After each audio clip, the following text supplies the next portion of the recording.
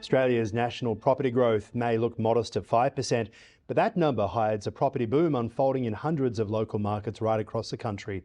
From Queensland down to South Australia, more than 1,700 suburbs have seen double-digit growth. Many are still affordable, with median prices under $700,000. For more, I'm joined in the studio Tim Graham from Hotspotting and also the host of the Property Playbook here on Ticker. Good to see you. Likewise, sir. How are you? All right, I'm doing well. All right, let's talk about what is the reason that it's so misleading, this growth figure. We're big believers that there is no Australian property market. There's thousands of property markets within Australia. And they're all acting very, very differently, all at different parts of the cycle.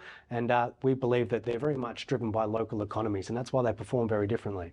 It's interesting because we hear the same thing about interest rates. And, you know, it's not just a 2-speed economy, it's about a 1,000-speed economy, right?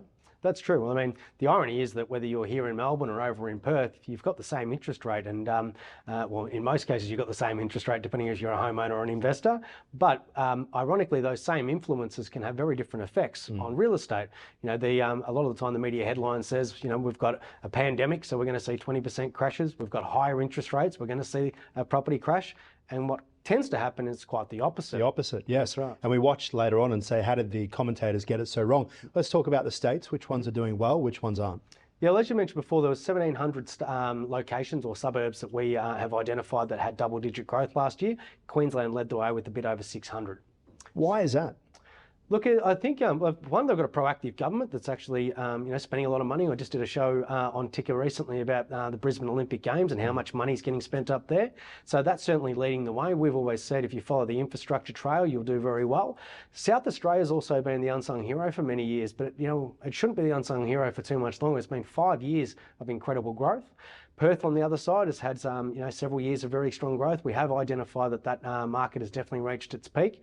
Every month we see that 12-month growth, which is obviously captured every month, is starting to come back and back and back. So it's probably had its day in the sun, and South Australia and Adelaide itself has actually taken the mantle from them. A lot of people move to Queensland as they get older because of the warmth that's better on your joints, obviously. And South Australia is an interesting one as well because it's so reliant on government spending, particularly for these big infrastructure projects, of course. But it has stayed pretty stagnant for 20 years. It started to change. Well, that's right. I think that's worth noting that every market does go through cycles, and we often say the past does not predict the future. In 2021, when we were recommending that Perth could be a good market to invest in, people thought we were crazy because of its history of boom and bust. But you know what's happened is that state and that city has become a lot more diverse than it used to be, and Adelaide's done the same. Is it a story about affordability when it comes to South Australia? Affordability is a big part of it, but I mean, we talk about affordability now. Melbourne's actually the most affordable capital city in the country.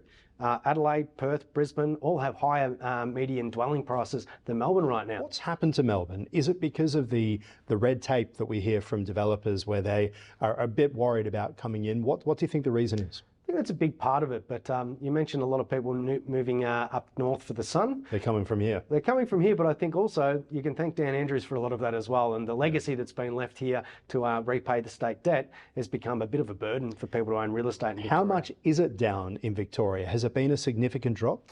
Yeah, look, every market within Victoria is a little bit different as well. We're starting to see green shoots. The city of Frankston is starting to perform. The Mornington Peninsula is finally showing some green shoots there as well.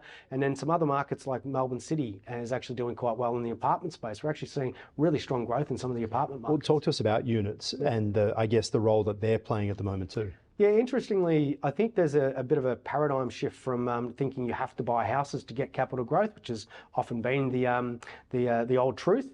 But you know, CoreLogic, or Cotality as they're now known, has recently come out with a report suggesting that up to 60% of suburbs throughout Australia, units are actually outperforming houses on capital growth and rent. Just quickly, rates look to be dropping. How will that change things? Look, I think in general we're going to see sentiment increase across the country, and you know, if you look at what's happening with all the infrastructure going up north, I think Brisbane is going to be the place to be. All right, Tim Graham, always appreciate your insights, your time here at Ticker. Thank you. Thank you.